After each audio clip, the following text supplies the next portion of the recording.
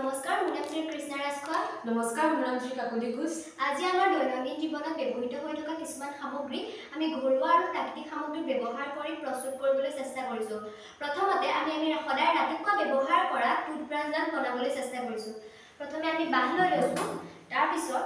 এই নাৰিকলৰ আহবোৰ উলিয়াই গৰম পানীত বইল কৰাৰ পাছত সেইসমূহ ইয়াত লগাই আমি টুথব্ৰাছ প্ৰস্তুত কৰিছো এডাল টুথব্ৰাছ প্ৰস্তুত কৰা হৈছে ইয়াৰ পিছত আমি ঘৰুৱা সামগ্ৰীৰ ব্যৱহাৰ কৰি টুথপেষ্ট বনাবলৈ চেষ্টা কৰিছো টুথপেষ্টত আমি প্ৰথমতে দিছো হালধি হৈছে এন্টিবেক্টেৰিয়েল গুণ আছে যাৰ ফলত ই আমাৰ দাঁতৰ বীজাণু ধ্বংস কৰে আৰু দাঁতৰ বিষ ৰোধ কৰে আৰু আমাৰ দাঁত পৰিষ্কাৰ কৰে ইয়াৰ পিছত আমি দিম আদা এন্টি ইনফ্লেমেটৰি গুণ থাকে যিয়ে আমাৰ দাঁতৰ বিষ ৰোধ কৰে আৰু আমাৰ দাঁত পৰিষ্কাৰ কৰে লগতে আমি ইয়াত দিম অলপ নেমুত ভিটামিন সি থাকে যিয়ে আমাৰ দাঁতৰ পৰা কেতিয়াবা তেজ ওলালে সেয়া বন্ধ কৰাৰ লগতে ই আমাৰ দাঁত মজবুত কৰে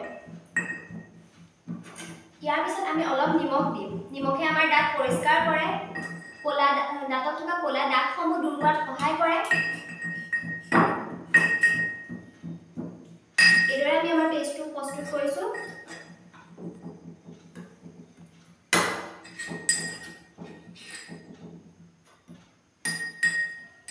ইয়াত আমি অলপ তেল দিম